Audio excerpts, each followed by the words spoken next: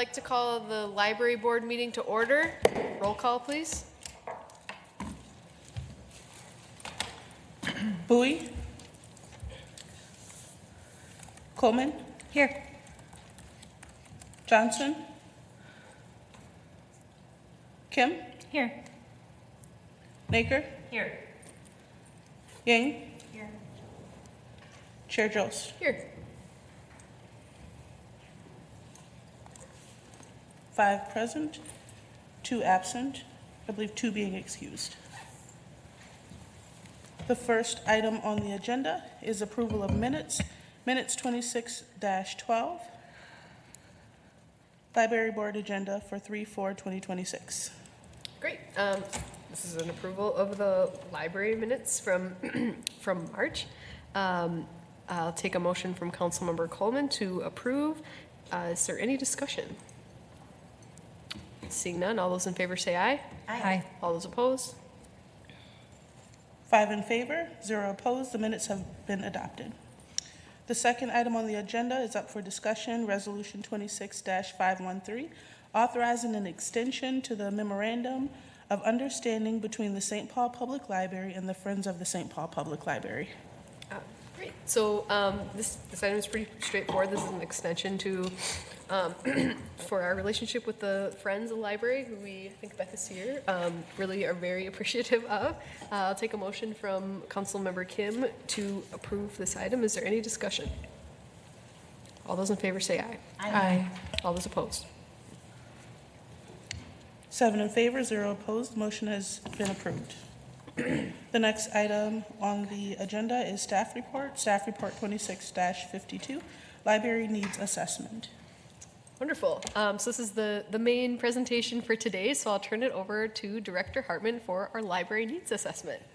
Good afternoon, Chair Jost, Library Board. Thanks for the opportunity to present to you. So every year in city statute is the requirement for the library director to present their needs assessment for the upcoming year to the library board. So that's what I'm here to do today. How we've traditionally handled this is kind of a state of the library. So I'll share some 2025 statistics and outputs. We'll talk a little bit about our successes and challenges this year in 2026, and then I'll give you a little bit of a preview about where some of our challenges lie for 2027, way ahead of that budget process getting started. So some of these data points you've heard from me in other places, but I think it's really important and helpful to see them all on one slide. We have about 23,000 visitors a week to the library. In 2025, it was down about 6%. It was a long time ago, but you may recall the digital security incident from July and September, and so that's what we believe. If you look at our numbers, they're sort of on pace to continue, and then we saw fewer visitors in the 6 weeks that we did not have the internet or public printing. So we are glad that we're through that and everything is back to normal on the other side, but that was a big hit for our public-facing services in the library and for our staff as well. We circulate about 55,000 materials every week, and despite the digital security incident, that was only down just a little over 1% last year. So our circulation numbers continue to go up. Our electronic circulation, our ebooks, goes up faster than our physical circ. But our physical circulation still makes up over 60% of our total circulation. So as you know, as we've discussed before in this space, it's more expensive for us to buy ebooks, but it's also an increasing demand. We know that lots of folks are seeking e-resources for accessibility, convenience, and lots of other reasons as well. I want to make sure that as we think about library and what we know it to be, this group understands, but not everybody always does, that the meeting rooms in our libraries are one of the most valuable services that we offer to the library. So we continue to see that go up in the years post-pandemic, and why you see us continuing to invest in other ways of making study rooms and meeting rooms available as we renovate our libraries. Our programs and the attendance in our programs did go down in 2024. Some of that is related to staffing levels in the library. Other is related to focusing our attention on not so much like more programs, but focused or more intentional programs of the ones that we have. Additionally, we had over 3,000 computer sessions and 1,800 Wi-Fi sessions per week. Our Wi-Fi sessions were down slightly.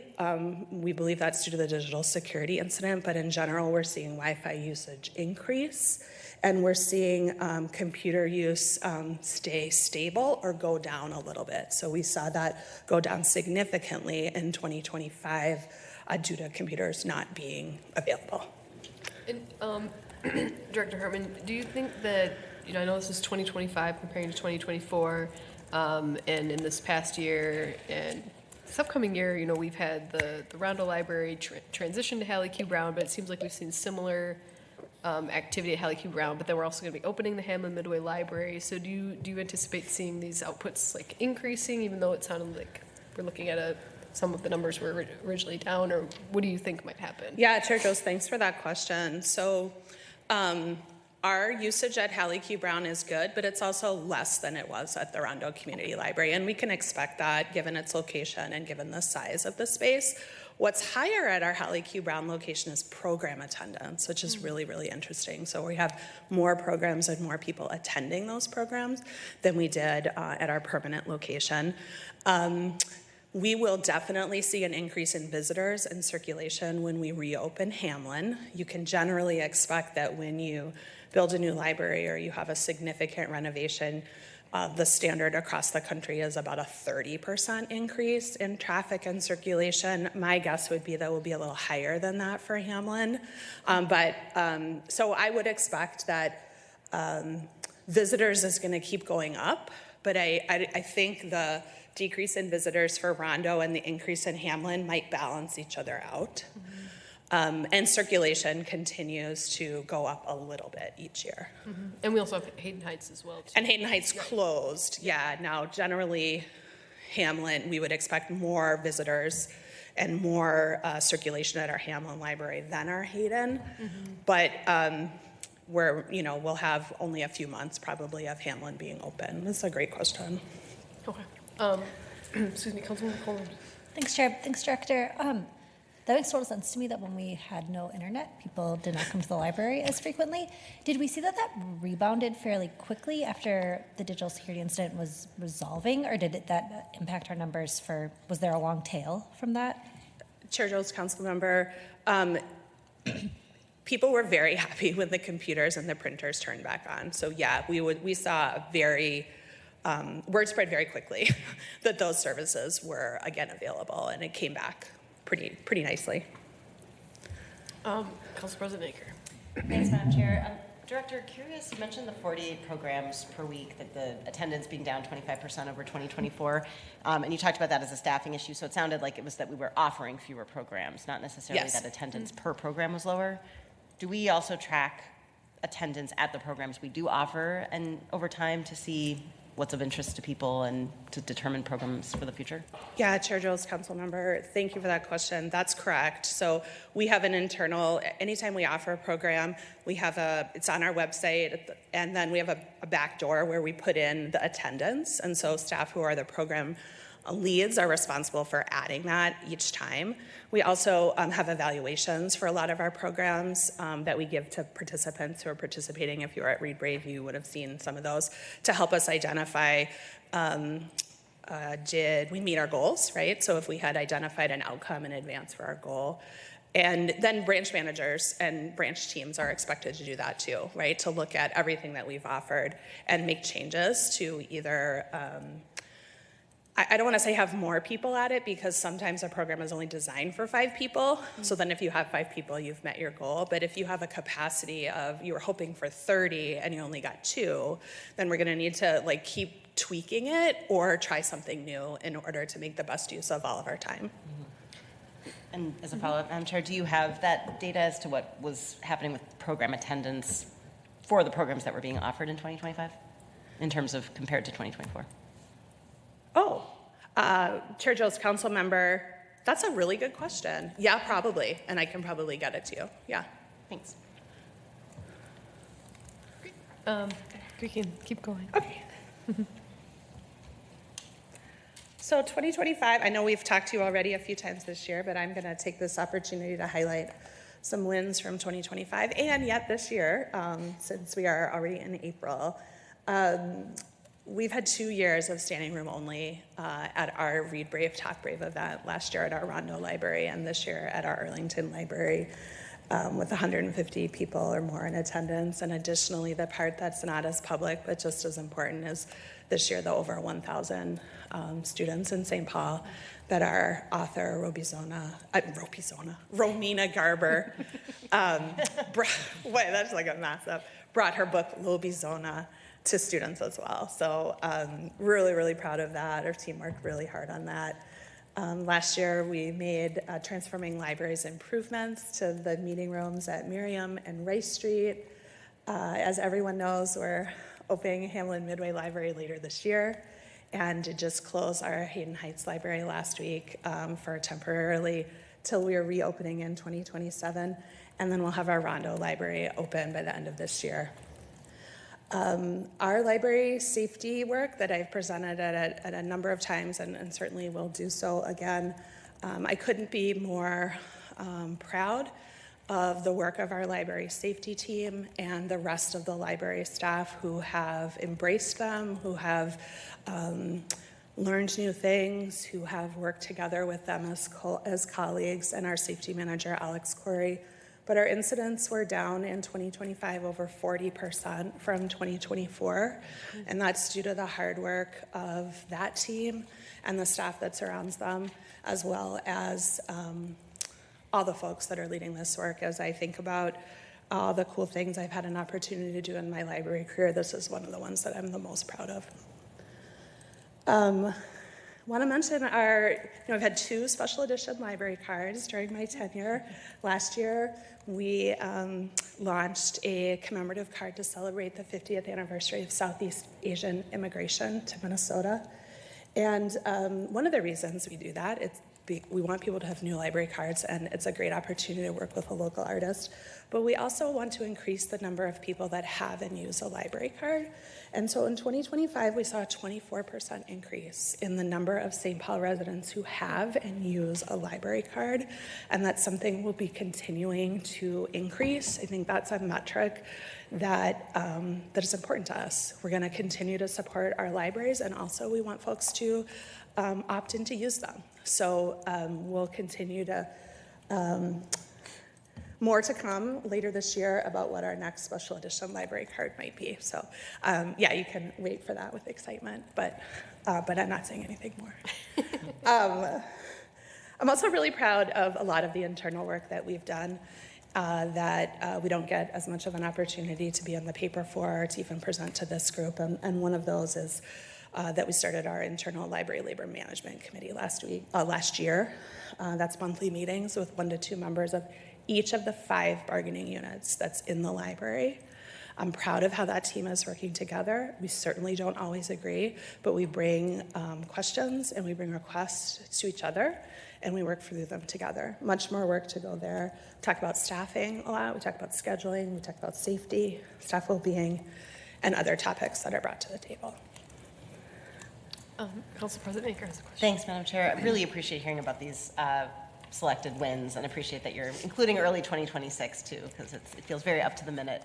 I'm wondering if in the future this is just a formatting thing rather than a content thing, but if we could see sort of maybe charts showing some of these changes over time for the metrics. So for example, the 24% increase in number of residents who have and use a library card seems really significant, and it immediately made me wonder what have been the increases in past years and what are the actual numbers that we're talking about, so that we can better understand when there's truly an outlier year and maybe dig into that a little bit more as a body.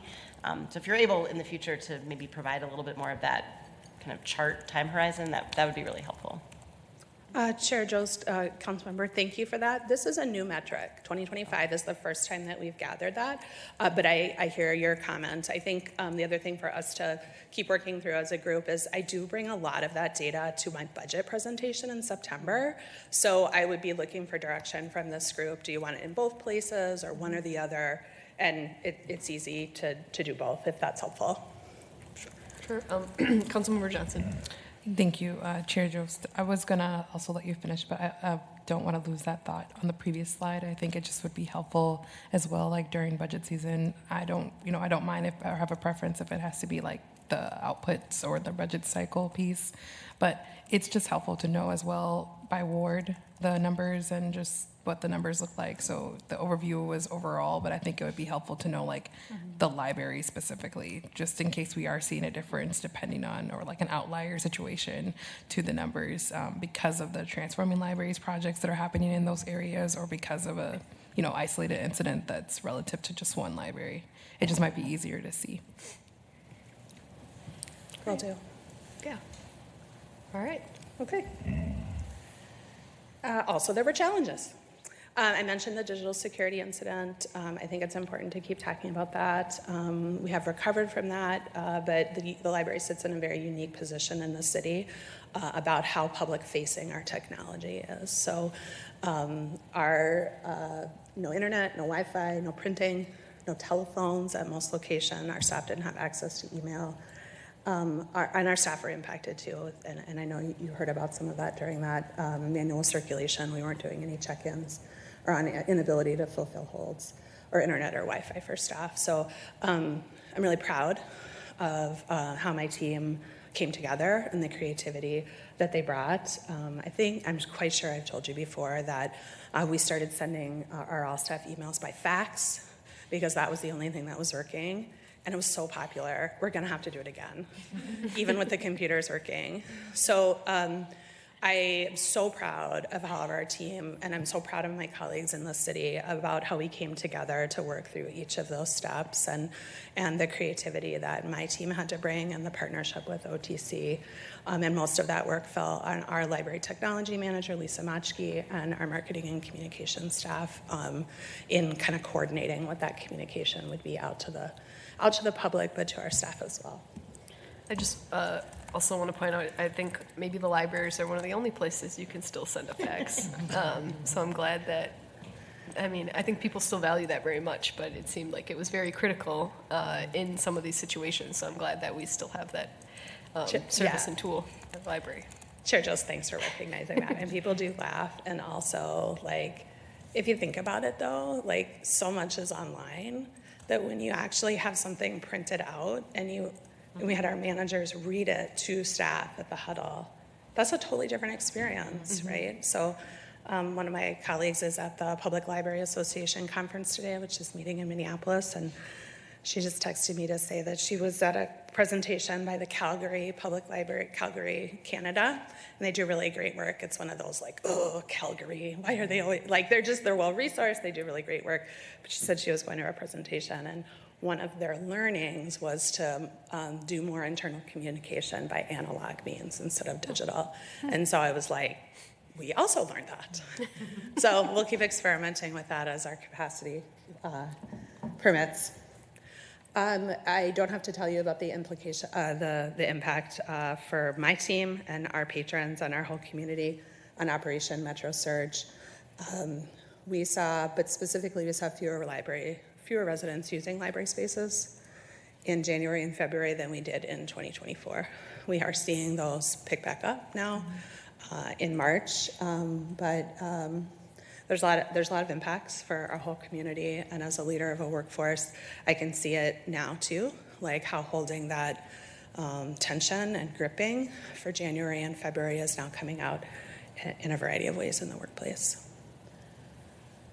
Our staffing remains a challenge. The city had a hiring freeze in Q3 and Q4 of last year and Q1 of 2026.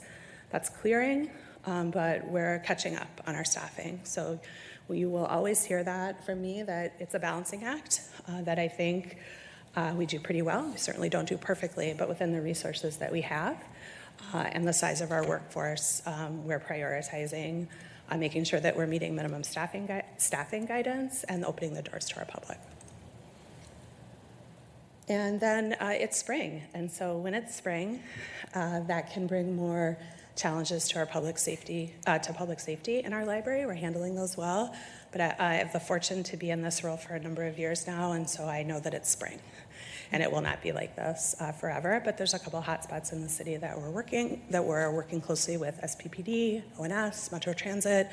When we see kind of a change in the number of incidents or the particular behaviors at a location, we have the tools at our disposal to then deploy a safety specialist in a different way and to follow up with our partners so that they can help us problem solve.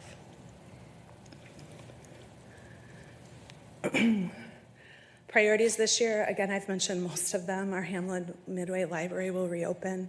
I was just through it last week. It's going to be great. Hayden Heights Library is under construction. This one feels really good as well. Our Rondo Community Library is making good progress. We'll reopen by the end of the year. We will continue to manage staffing within our reduced budget environment. This year in our budget, as you recall, we have a reduced substitute staffing budget and an increased vacancy rate. So we have fewer tools to use to cover staffing, but so far we're doing okay, but that's something that I'm very mindful of and watching closely.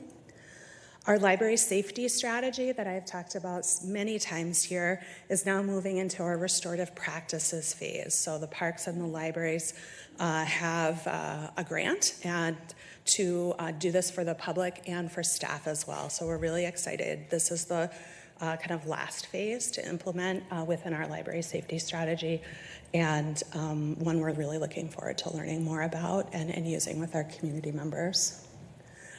Last year we had a team do a lot of internal work with our staff to identify how we can better support staff well-being at work. They had a lot of conversations and focus groups and surveys, and brought forward towards the end of the year some recommendations to myself and the rest of my team. And now we're moving forward into that implementation. Really proud of this work. Staff well-being is something, as you know, very important to all departments in the city, especially public-facing ones. So I'm really proud of our staff coming together to put forward some recommendations, and proud of how we're gonna keep trying new things, right, based on that feedback from staff. We piloted an anti-bias training for all of our staff last year, and we'll move that into full implementation this year. That was created by by Coral Gessner, who's our coordinator for equity, inclusion, and anti-racism. So that wasn't a training that we were able to find anywhere that met our needs. So we combined a whole bunch of different things and created it. So that'll be a required training. We continue to make the safety infrastructure investments that you've added to the budget in the last few years. Some of those have been somewhat delayed, given, for example, the vapor monitors require a pretty intensive partnership with the Office of Technology and Communication, so needed to take a pause for a couple of months last year, but now we have a plan that we're moving forward with. And as always, I could never stop my team from internal process improvements if I tried, and I don't want to try, because there's always so much needed there, both in the library and the city as well. So we'll continue to focus on that work in 2026.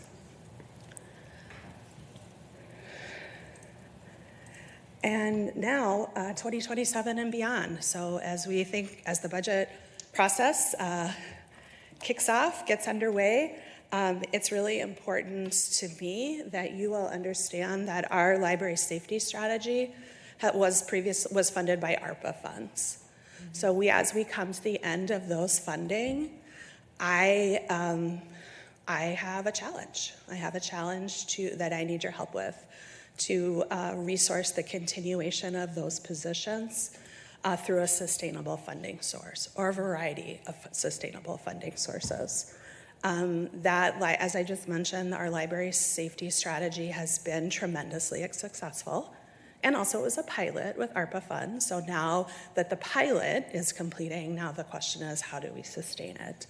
So I want to be really clear, and I've been clear with my staff too, Our library safety specialists have made a tremendous difference in our library, and I don't feel like I'm in a position to be able to run our libraries without those positions in place.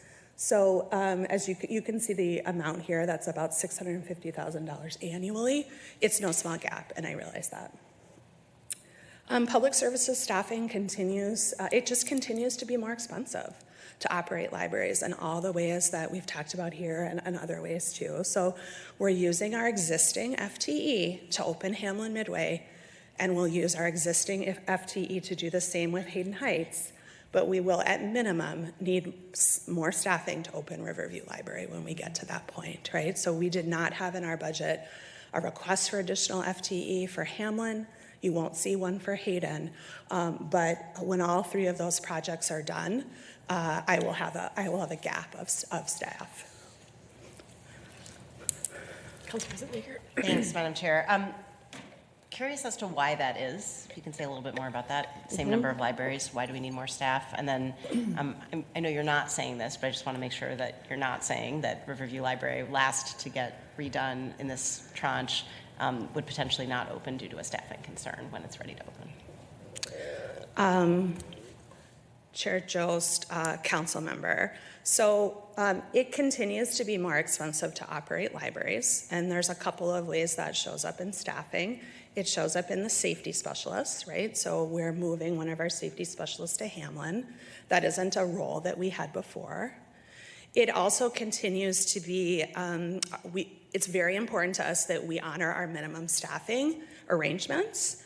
And in the past, 5 or even 6 years ago, the library used to get away with some stuff. We used to be able to have 2 staff here when actually the minimum really for safety reasons should be 3 or 4.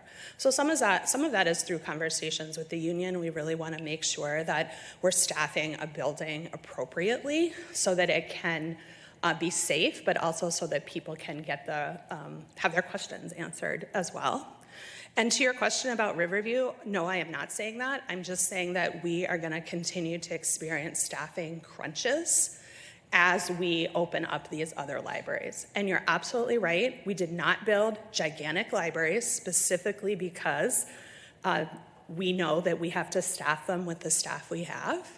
But the reality of all the other factors in public services over the last 3 or 4 years means we're going to be really, really tight. Councilmember Johnson. Thank you for that transparency, and I think just the honesty surrounding what is necessary moving forward. I think one of the things that has been really, I will just share, every budget cycle, when I see a cut to the library's budget, I'm like, a little disappointed every time. And I think with this particular 2027 and beyond needs assessment, I hope to see that that is kind of incorporated in what is proposed to this body, and also just like what ultimately is adopted. I will share that in looking at the $650,000 number and a lot of the resources that we have, it does appear that at times at the end of the year there is unutilized funds and things that we potentially could pull from. And so I hope that in your conversations just with not only with the administration but even in the back end with our Office of Financial Services, there's some conversation about what what the cost of really doing business is like as we prepare for the budget season. This seems like a really tangible number and something that could be, especially if needed, addressed for the safety of and the strategy and addressing the staffing needs. And so, I see this as an opportunity where, just initial feedback, that number to me is not, and when we have other opportunities in other places where we are moving resources and we are kind of planning ahead, it's a lot easier to place in what is proposed than to try to scramble for it on the back end. And so I hope that there's just some continued planning ahead for what we see, and I'll look to your leadership director and kind of what the conversations are going to be like with staff on just what it should be like proactively. And that's more so just my brain basically doesn't think budget but always thinks budget until budget season. But looking into it, it's just like $650,000 accommodated at the beginning, maybe found in resources that were underutilized in 2026 or 2025. Is always an easier conversation to have than how do we find it at the end of the year. Thank you, Councilmember Johnson. Councilmember Kim. I'm sorry if you said this, but what additional staffing at a minimum will you need? Chair Jost, Councilmember Kim, are you talking about like when we To reopen open- Riverview? Yeah, sorry, I'm looking at, sorry, I was finding the bullet point, yep. For Riverview? Yeah, we don't know yet. So it'll be really important to open Hamlin Midway with the staff that we have allocated and see how that goes. How many allocated staff did you transfer from Riverview to? I'm sorry, I didn't hear you. How many allocated staff are you moving from Riverview to Hamlin Midway? We're not moving anybody from Riverview to Hamlin Midway. It's from Hayden Heights. Oh, from Hayden Heights, sorry. Yeah, I don't have the number in front of me, but I can get it for you. I cannot see the slide. I'm blind. So I'm just No, like sorry. hearing things. I'm so sorry. The crux of my question is like, you know, like recognizing it's more expensive, we want staffing, right? Like, is there a number that's kind of like bumbling around in there to be like, if we're moving X amount of staff and then what it looks like to like fully staff Riverview to the point that you want? Is there like a minimum and maximum number you're sort of thinking about, but more so for us to kind of hear what that cost is? Because I can kind of see the library safety strategy, you're wanting sort of sustained funding at $650 annually, right? Just sustain those staff. Yeah. What does that look like for then just like across, like what is that in terms of numbers of staff? Best guess. I won't hold you to No, it, no, no, just- council member, I think, yes, I understand. I mean, we're talking about like 4 people, Okay. right? So just like, and again, not in this budget cycle, but that's kind of the number that we're talking about. We're not talking about 20 or 15, like Yeah. 4. Okay, that sounds good. I really appreciate that. And the other question that I had was not related, but you talked about earlier around training, anti-bias training for staff. At one point, we also talked about like potentially trauma training for management as well. So like like part of the reason why we have public safety staff and trying to embed them is because of some of the things that our frontline staff workers come into contact with. And so we do a lot of training for frontline staff to be trauma informed in the way that we're approaching and speaking and like engaging. Can you speak a little bit about any additional staff then like maybe management has then to like receive and support a staff member that like has been traumatized at work? Yeah, Councilmember, thanks for that question. I do also recall that we had that feedback that managers maybe weren't always doing that in the way that staff would like. So I just want to be clear that when I talk about frontline staff, I'm also talking about managers, right? So managers and frontline staff, maybe like a library associate or an ASME member are all receiving the same training initially, and then our management team meets every month, and so we're additionally providing other supports. What I would say about trauma-informed training is that we've baked that in to every single aspect of safety specialists, right? And that's continued support, not even just as it relates to safety, but continued support and training for our managers, right? About how to continue to work with their staff effectively. So I feel pretty good about what we're delivering. As you well know, not every staff member likes their manager, right? And so that's part of why we have the monthly labor management committee to try to get to the bottom of specifically, right? If you could help me understand where was this happening so that we can provide that support to managers. But I welcome for future conversations about where that may not be everything that we could be doing. No, I really appreciate hearing like that. It is baked into the training. It's not an additional one, but one that is considered across the board. So I appreciate hearing that. So Director Herman, also, I just want to make sure I'm understanding because it says that we're going to use existing FTE to reopen Hamlin Midway and we'll do the same with Hayden Heights. Does that mean that over the last, I guess, 2 years, so like since 2024, with the closure of with Hamlin Midway being closed and some of these libraries opening and closing, that we've had the same number of staff, That's basically? Okay, thank you. Yep, so those staff were redeployed to other locations when Hamlin Midway was closed. We slightly expanded our Miriam Park library hours because we were able to with the staff. And so we'll reduce back to our regular Miriam Park library hours as some of those staff will go back or go for the first time to the Hamlin Midway Library. So our FTE has remained the same. But it's still a pinch. It's still hard. Okay, Council President Naker, or Council Member Bowie. Oh, thank you, Chair Jones, and thank you so much, Director Hartman, for this presentation. I was just going to just offer some comments, particularly some thoughts, particularly around the library safety staff.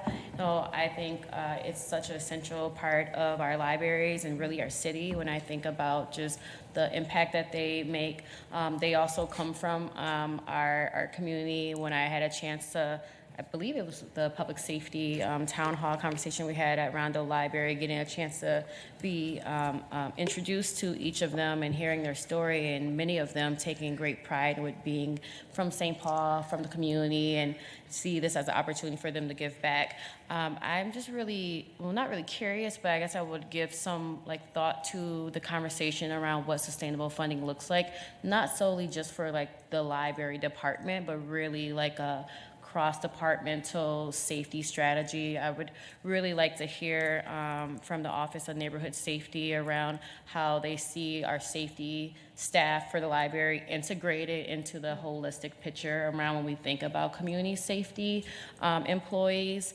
I'm aware that ONS, they also have their safety staff. They've had many iterations of safety strategists, whether it was community ambassadors or now I believe we have our own in-house safety staff are contracting with some community violence intervention organizations, like for example Boots on the Ground, who I know was contracted specifically at Rondo Library. So when we're thinking about funding, what I really would like to see, hopefully you don't have to play a jigsaw puzzle game of trying to get funding from different departments, but what I would like to see particularly is that this isn't just solely on the shoulders of the library department, right, to sustain this, the safety staff, but we really see an integrated approach from our police, fire, and ONS, and our Parks and Rec, including our Fearless Library frontline staff, to come up with a funding source and a program so we can sustain those staff. And, wishful thinking, right? We go into the future and we might have figured out the fentanyl problem and we don't have some of those behaviors at our library. Like, what are some other uses, in terms of community safety that we can apply to our library spaces? Thank you, Councilmember Bowie. Council President Aker.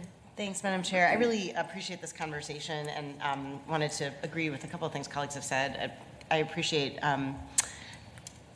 Member Johnson's point that it is really helpful to have these conversations in advance of the budget, and in particular to see things built into the base when it comes to us. I know that's not wholly within your control, Director, but to all those who might be listening to us right now, it's helpful to see things in the base. And I would also add to that the circulation, keeping the purchasing power consistent with what it has been in previous years. We passed that resolution as library board a long time ago, and we have consistently not seen that be in the base, so then we've had to scramble to find those dollars year over year. I would really like to see that resolution have a little bit more weight in the budget that ends up being proposed and hopefully proposed by the mayor.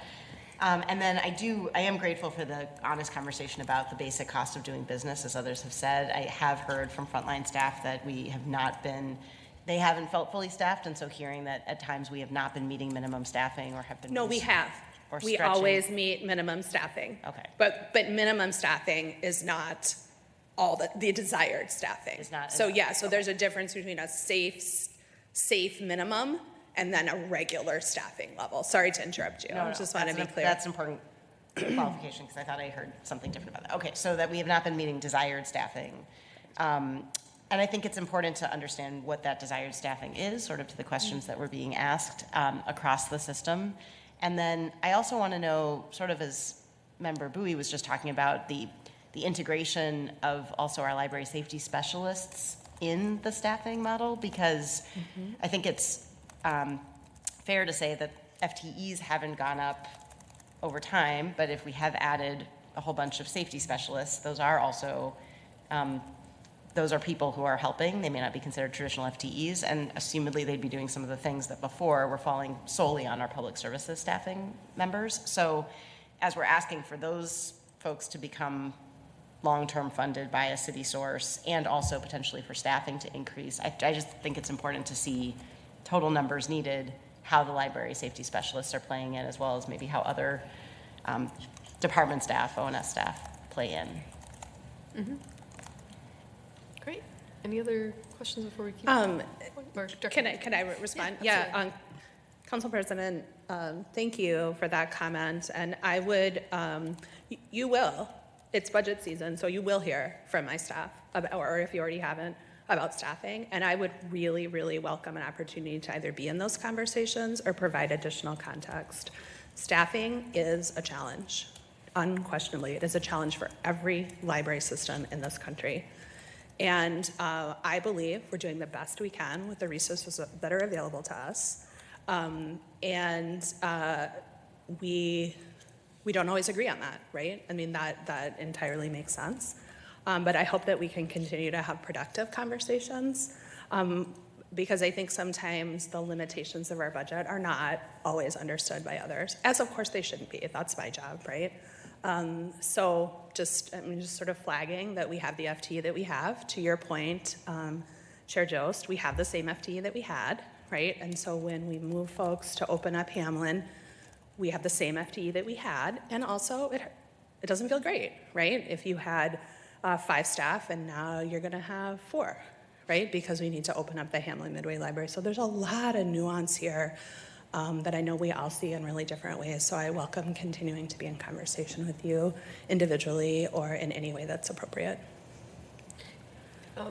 Thank you, Director Hartman. Yeah, I think I would also be interested in understanding, I understand with the same number of FTE we have, and what is, I mean, from your perspective, you don't have to answer this now, but your perspective and staff's perspective, what is the desired number? Because if we're talking about, like, you know, maybe 1 or 2 more staff members would really help fill in this gap for this, you know, just any stress that our staff is feeling and make things easier for everyone. That feels very reasonable for me, but it's just helpful to know. So when we are making decisions, and Budget Chair Johnson and all of us are working through this, you know, if you get this many FTE, this is kind of the, you know, level of service you get this many, these are the differences. So we just have kind of different options to look at. And I also agree that the safety specialist is very critical in making sure those do have sustainable funding, whether it's through the library or through some other citywide, you know, safety, just like not even a program, but there's so many departments that provide safety that also have a lot more funding than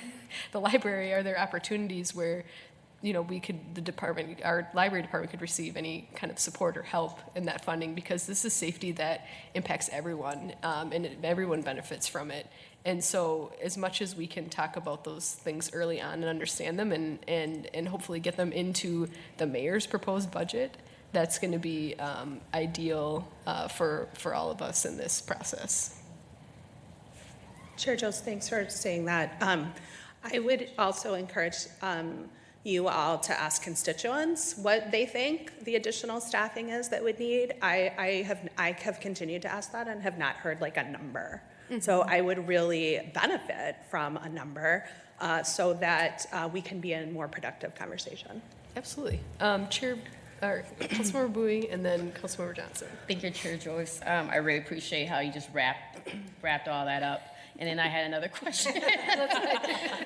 But it was related to what you're speaking to, particularly around the safety specialist. I just have a quick question. Because this came up, I believe, early on, like 2 years ago, when we were talking about just some of the labor union contracts and how that has impacts on, you know, driving or increasing some of the costs when it comes to like salaries, right? And we want to make sure like we have competitive salaries and we, you know, are a really strong pro labor council here in St. Paul. But I'm just curious regarding the safety specialists. Are they ASME workers as well?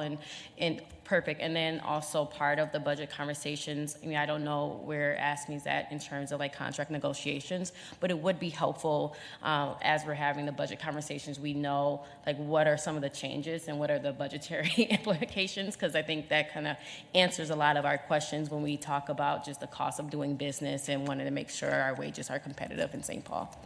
Councilmember, thank you. The part I can answer is that yes, our library safety specialists are part of ASME Technical. Okay. Those are full-time benefited union represented roles.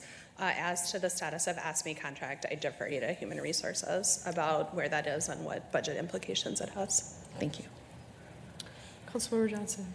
Yeah, I feel like a couple of the questions, in our statements too, it's also because we are talking to our constituents while talking to you. And I think just kind of coming into the place of just what we're sharing, I think there's a lot of, right, we know that in talking to you about the budget conversations that it's not fully in your ability. But we also know that to the millions of viewers that are watching at home that continue to utilize our libraries and that we hear from and that we can see, right, the 23,000 visits that are received per week of residents all across the city. You have staff stood in front of us and staff has stood in front of us with the library specialist numbers, and I still remember those from last year. Right, it's an investment that seems to be working, and I think that that's something to be shared. I would hate to, in the staffing metrics and some of the pieces, especially around just numbers that we're trying to continue to maintain, and that we are seeing some areas of increase, and sustainability over the last few years, including post-COVID time, right? There's been a lot of positive pieces and nuggets that have come from these consecutive presentations. And I just want to say that with full acknowledgement that we are talking to you today, but I think that the clear intent, at least from my comments, they go and extend beyond you of just my overall support for this vision. And because and I think I'll be having the same conversations with the parks, because what I personally, hate to see is my East Side libraries and my East Side rec centers receiving reductions in hours, staffing, really, and I'm sure that rings true for others. And so towards the end of the year, right, we do have that conversation about what our values are. And in the last 2 years, this council has always echoed their values of supporting the efforts of the libraries. And so I just want to continue to see that. And I think when we're asking for that number, it's not because it's not because I have a specific number in mind. It's more so where I'm just what does it look like for our departments and for our city staff to kind of reach for what it looks like to be not in an area of scarcity. What does it look like to fund us not in a space where we feel like we're, really truly going year to year kind of by our bootstraps a little bit. And so I think that's just kind of what my intent is and where I am coming from when it comes to just our needs and our 2027 vision is, how do we we pull into the opportunity that we have, I think, with not only a new administration, but I think just a full council, and also just a piece where I think you have council members who maybe access the libraries, get the libraries in a different way, and also just continue to have this time where we're multiple years post-COVID, but at a really pivotal point in our history for sure as a city, for so many different things that I would hate for libraries to get lost in the conversation because they aren't asking for the stars. And so that's just more so where I'm we're doing a lot of innovative things over the last few years as a body, and I just don't want to lose that in the library discussion. So that's where my questions are coming from, and more so of just not necessarily expecting you to fix everything, but definitely from a lens of where I'm what does it look like for our libraries to operate, not out of scarcity, but out of what is needed. Thanks, Councilmember. Council Vice President Yang. Thank you, Chair Jost. I want to say thank you, Dr. Hartman, for your needs assessment presentation here. To me, it's been just very grounding, and it's doing a lot of level setting for me in a sense where I'm doing a lot of reflections on the things that I've heard you share over the many years here, which has been really consistent. And I think that for me, there's a lot of similarities between what you're sharing about the challenges in sustainable funding and what I'm hearing from other departments. But to me, what is really unique about our library department overall is that I think you all are in a very different position where when we are in a crisis like the pandemic, for example, and then also Operation Metro Surge, we're going to see less people coming to our libraries, and it's going to mean more cost savings for you all. You're going to be spending less as a department. And And you all have been very resilient, and we're very lucky that we have the Friends too. I don't know where we would be as a city, really, in terms of like the state of our libraries if we didn't have that partnership from them. And so, like, you know, what I'm thinking a lot about is that I believe in the next few years here, or I hope this year, we as a council, as a board, we're going to have to make very different decisions when it comes to more so like the systemic, the system, I would say, that we are currently like working in. I think like right now I'm thinking a lot about the question that the Friends, they asked us maybe a couple of years back when it came to our 1% sales tax. How come library expenses aren't a part of it? Even though we know how important our libraries are to our communities. And our library fund balance. Like every single year when we get to our budget season, we're constantly asking, like, how can we tap into that, knowing that most of the savings, a lot of savings for our city does come from our libraries, and at the same time, overspending happens in a lot of other departments, but our libraries continue to get the shorter end of the stick. And so these are, you know, the top two things that are coming to mind to me right now. And I just really want to share that to everybody here because, like what I said earlier, I believe that we're gonna, like, if we want to see major change in this, it means that it's going to require for us to make major changes in our decision making too. And I personally feel very ready for that, and wanted to share that because we're going to really have to strategize as a board to be able to make that happen. Thank you, Council Vice President Yang. Any other questions? I think is this the last? This is the last Okay, slide, and I know we want to end, and you all have completed my slide for me. So thank you, and thank you truly, really, for your partnership. I know what your support for libraries means, and I'm ready to partner with you in any way that I can. But funding gaps. Council President Naker mentioned library materials, library technology, right? I just got a quote back that our new hardware is increased by 20%, right? So that the library relies on that technology and the public-facing technology in a way that no other city department does. So, you know, I entirely believe that we can get to a place where we're not in a scarcity mindset. But I'm also aware of the budget challenges ahead of us, right? So I think it's important to have these conversations about what the libraries mean to us, about the locations and the hours and the services and the staffing, because it won't continue to always feel sustainable. And so I think thank you for understanding that. That's true for libraries across the country. It's true for libraries across the state. I was just at a meeting of regional library directors yesterday, and every single one said there's nothing more to cut except for staff. And I don't say that to scare anyone, but just to really be real, right? Like if our budget continues to go down, I don't have anything left, right, to offer up. And Councilmember Johnson, I so appreciate your perspective of, like, let's see more of that, like, in the base, and also I'm limited by the tools that are at my disposal. So I know you know that. Of course I don't want to cut library hours. Never want to do that. And also don't have a lot of flex in my budget to put anything else on the table when a cut is being asked of me. Mm-hmm. Mm-hmm. Thanks for understanding that. Absolutely. That's it. All right. Well, I guess we'll end there for today. I do want to share a couple of things. Director Hartman mentioned the Read Brave event, which was, I think, the day after our last library board meeting, and I was able to attend. There were some other council staff there too, from lots of our ward offices. It was a fantastic event. There was a whole dinner, which I don't think they'd had before. We were just talking about the desserts earlier that were really fantastic. It's such a great event, and it was featured in People magazine. I think now you were saying that it's going to be featured in Minnesota Women's Press. Is that correct? Yeah. So just, again, such a wonderful program that the library puts on every year and with the Friends. And so I just wanted to highlight that. And then also I got to tour the Hamlin Midway Library last week, which is under construction. It looks absolutely incredible. If you've walked into the old Hamlin Midway Library, it's really hard to recognize it, but very, very excited about that project and being able to open that library this year. So if you haven't checked it out yet, I'm sure Director Hartman would love to take you there.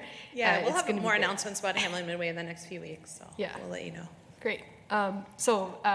With that, we are adjourned.